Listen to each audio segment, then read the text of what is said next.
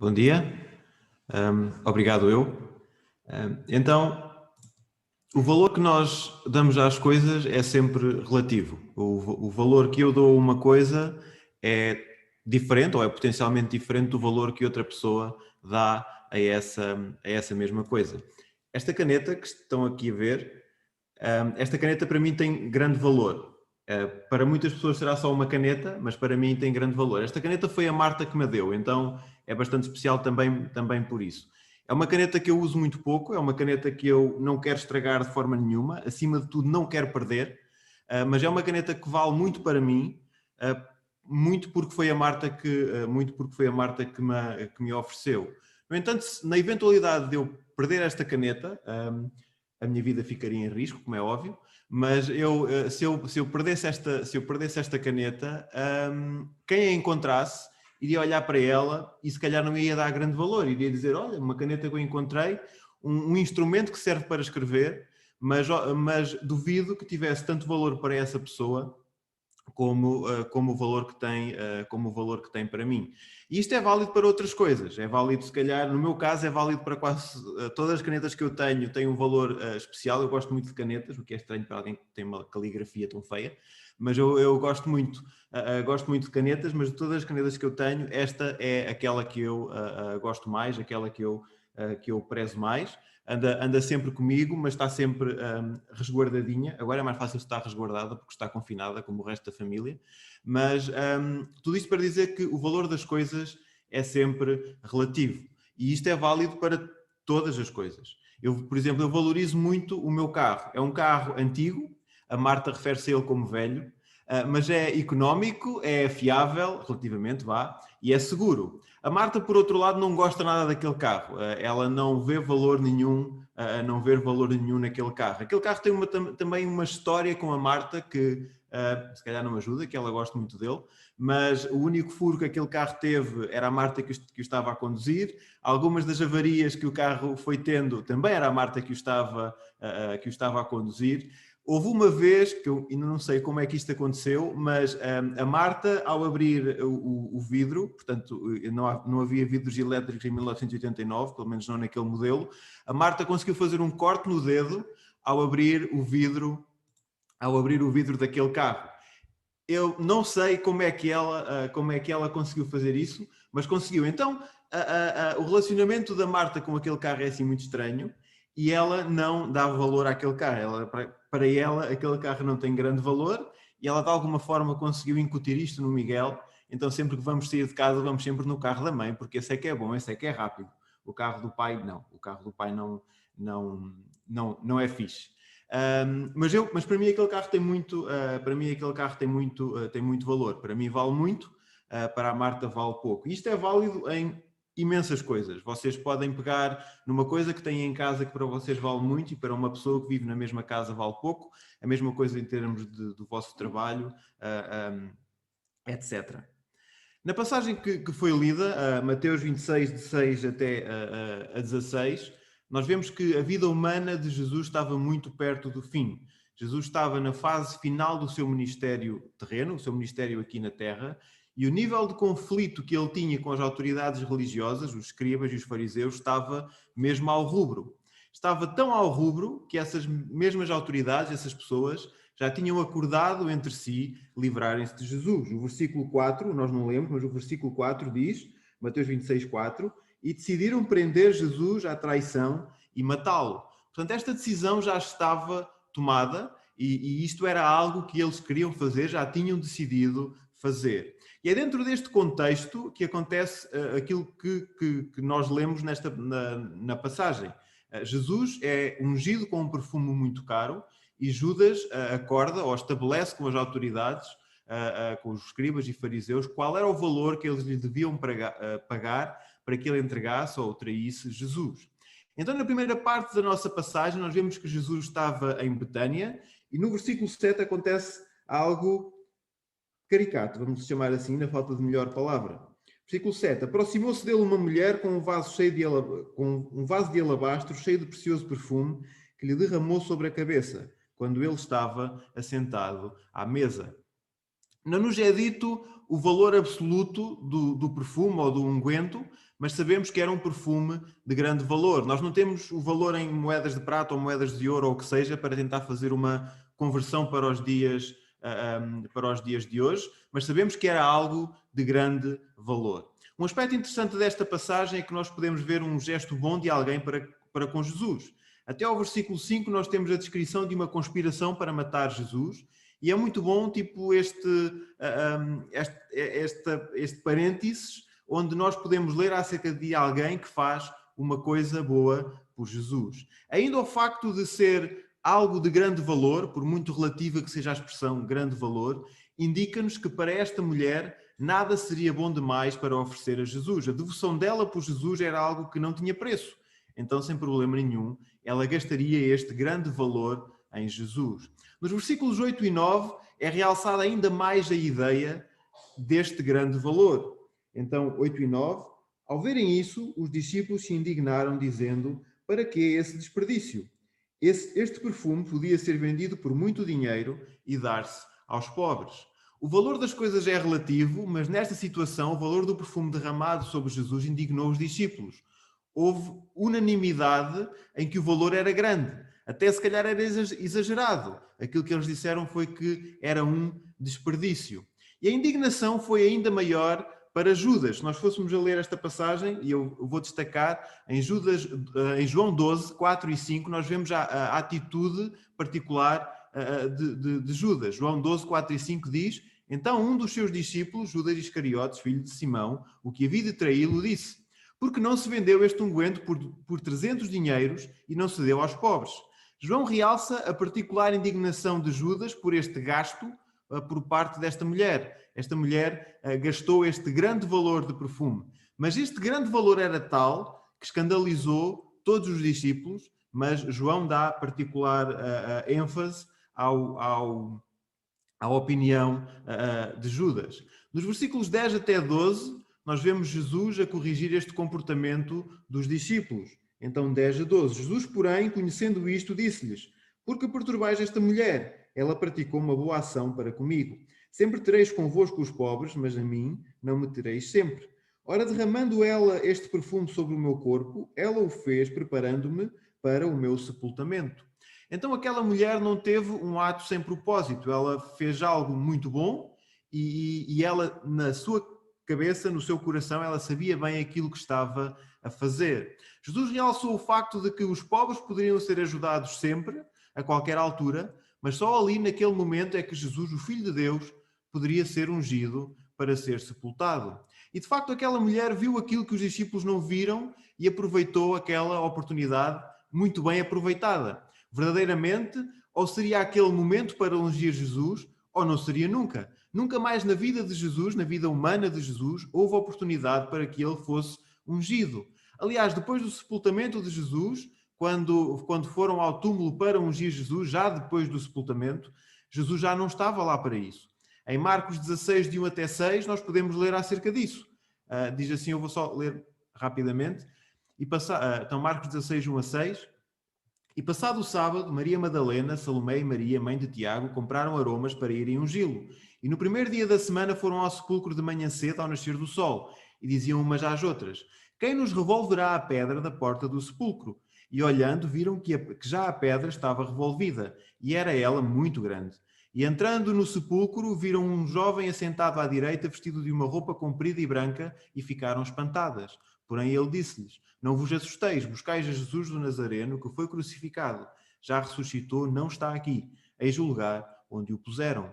Então esta situação em Betânia, que nós lemos aqui em Mateus, foi mesmo a última oportunidade para alguém ungir Jesus. E esta mulher, com um excelente discernimento espiritual sobre aquilo que lá viria, ela não deixou fugir esta oportunidade. Ela viu ali a oportunidade e atacou em força. Ela sabia aquilo que tinha que fazer e ela sabia que não podia perder aquela oportunidade e então ela não a desperdiça. E Jesus sublinha quão boa foi esta ação da mulher no versículo 13. Em verdade vos digo que onde quer que este evangelho for anunciado em todo o mundo, também será contado o que ela fez para memória sua. Foi uma ação que ficou registada para sempre. Então nós vemos alguém para quem Jesus não tem preço, não tem valor. Tanto assim era que para esta mulher foi fácil ungir Jesus gastando um perfume muito caro, possivelmente uma fortuna. Nós não temos a noção do valor real, chamando-lhe assim, daquele perfume, mas nós sabemos que era um grande valor. E todas aquelas pessoas que assistiram àquela ação viram que de facto era um grande valor, acharam-no que fosse um desperdício. E nós podemos ver que 100 euros pode ser muito para algumas pessoas, pode ser pouco para outras pessoas, mas nesta situação houve de facto unanimidade relativamente ao grande valor do perfume. Tanto que a indignação geral entre os discípulos foi essa mesma, foi tipo uma indignação geral, porque foi de facto um grande desperdício. E se calhar aquela indignação ou aquele desperdício veio porque toda aquela gente não tinha muito dinheiro. Hoje em dia nós vemos coisas, ou nós vemos por vezes situações em que há pessoas que gastam quantidades absurdas de dinheiro em certas coisas. Voltando a falar de carros, o meu carro não é um destes, mas existem hoje em dia vários modelos de carros que custam muito acima de 1 milhão de euros. E esses carros existem porque há quem os compre. Porque senão não existiam, senão não fazia sentido alguém criar um carro e cobrar 1 milhão de euros por ele, se ninguém fosse pagar esse valor. Então é um grande valor de dinheiro, é uma soma de dinheiro absurda, mais de 1 milhão de euros por uma coisa que tem 4 rodas. É um valor completamente absurdo, mas é pago por alguém que tem esse valor, e de certeza que quem dá 1 milhão de euros por um carro desses deve ter muito, muito, muito mais dinheiro. Esta situação que nós lemos aqui em Mateus foi diferente.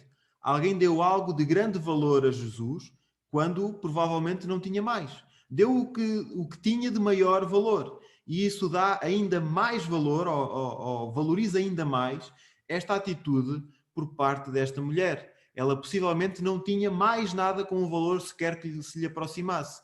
Mas ela viu esta oportunidade e deu aquilo que de melhor tinha para ungir Jesus. Algo que não poderia voltar a acontecer em nenhum outro momento da história, porque Jesus depois foi sepultado e então já uma oportunidade igual a esta não voltaria a acontecer. Depois dos versículos 14 até 16, nós temos um contraste enorme com aquilo que a mulher, entre aquilo que a mulher fez e aquilo que Judas fez. Então, de 14 até 16, então um dos 12, chamado Judas Iscariotes, foi ter com os principais sacerdotes e disse: que me dareis para que eu o entregue a vós? E pagaram-lhe 30 moedas de prata. Desde então Judas buscava a oportunidade para o entregar.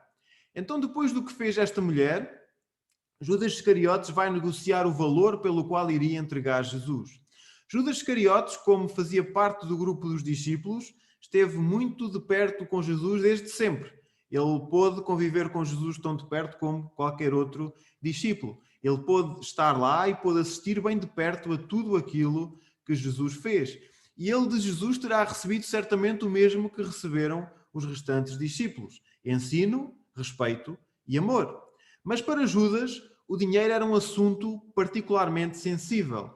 Voltando àquela passagem de João 12, versículos 5 e 6, o 5 nós já lemos, vamos voltar a ler, mas diz: porque não se vendeu este unguento, ou este perfume, por 300 dinheiros e não se deu aos pobres? Ora, ele disse isso não pelo cuidado que tivesse dos pobres, mas porque era ladrão e tinha a bolsa e tirava o que ali se lançava. Aqui, de novo, temos o relato da mesma passagem aqui de Mateus, mas em João, e nós temos um detalhe importante. Judas era o tesoureiro dos discípulos e ele desviava dinheiro. A passagem é clara. Ele era ladrão e tinha a bolsa e tirava o que ali se lançava. Então, alguém que sempre esteve com Jesus, que como todos os discípulos recebeu de Jesus o ensino e o amor, esse alguém traiu Jesus. Provavelmente a forma como Jesus não condenou a atitude daquela mulher, como Jesus não condenou aquilo que na cabeça dele era um desperdício, o desperdício do perfume, então se calhar foi a gota de água e ele acordou a entregar Jesus por 30 moedas de prata. O contraste entre o que fez Judas e o que fez a mulher é enorme. De um lado nós temos, por parte da mulher, a adoração sincera, em que ofereceu algo de grande valor, alguém que claramente não mediu o valor daquilo que estava a entregar para Jesus para fazer aquela ação, para ter aquela oportunidade, portanto, adoração sincera. Do outro lado temos traição. Alguém que sempre viveu com Jesus durante todo aquele tempo e chega aqui e é capaz de entregar Jesus. Mas o contraste não é só na ação ou na atitude da mulher e na ação e na atitude de Judas. O contraste é realçado também pelo valor que está em jogo. De um lado nós temos um perfume de grande valor, que todos concordaram que era de grande valor, que todos olharam e viram que desperdício é este, porque é de facto um grande valor. Porque é que se vai usar um grande valor desta forma? Tal era o valor que foi um choque para todos naquela altura. Do outro lado nós temos alguém que entrega Jesus por 30 moedas de prata. 30 moedas de prata é o valor equivalente ao serviço de um mês de um simples trabalhador. Portanto, de um lado nós temos alguém para quem Jesus não tem valor, para quem que podia dar o que de maior tinha, a coisa que de maior valor tinha a Jesus, e se calhar só tinha pena de não ter mais ainda para dar. E do outro lado temos alguém que entrega Jesus por 30 moedas de prata. Para aquela mulher Jesus valia tudo, para Judas Jesus valia realmente muito pouco. E o valor era de facto relativo para a mesma coisa, entre aspas, para a mesma pessoa. O valor que davam a Jesus era de facto relativo. Mas ainda assim, o acordo foi feito e Judas segue logo buscando ou tentando encontrar uma oportunidade para encontrar Jesus.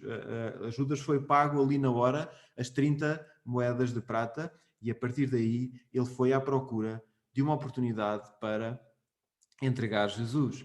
Então, em jeito de resumo e conclusão, nós lemos Mateus 26, de 6 até 16, e vimos várias coisas que acontecem nesta passagem. Nós vemos Jesus a ser ungido. A última oportunidade de ungir Jesus foi aproveitada por alguém. Vemos que essa unção foi repreendida pela generalidade dos discípulos porque foi usado um perfume de grande valor. Verdadeiramente, Jesus tinha um grande valor para aquela mulher. Ela gastou algo que tinha muito valor, possivelmente o maior valor que tinha, para ungir Jesus. E vemos também o contraste com a atitude de Judas, provavelmente aquele que ficou mais escandalizado com aquele desperdício e que entrega Jesus por um valor realmente muito baixo. É incrível como alguém que esteve tão perto de Jesus sempre lhe atribuiu um valor tão baixo.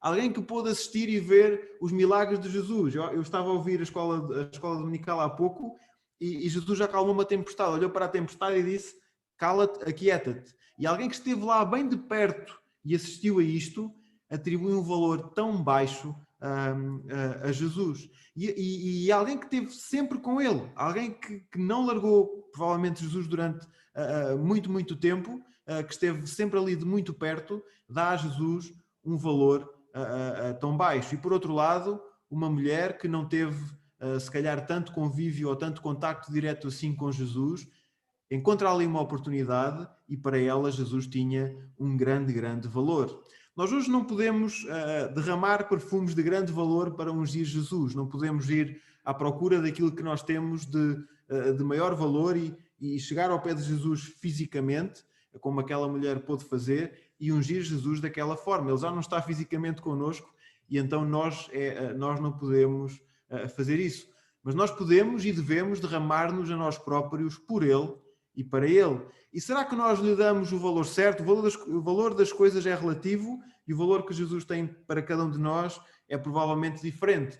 Mas será que nós lhe damos o valor certo? Será que nós damos a Jesus o valor certo? Será que nós derramamos a nossa vida perante Ele continuamente? Será que nós procuramos seguir o ensino de Jesus diariamente? Será que nós o amamos realmente?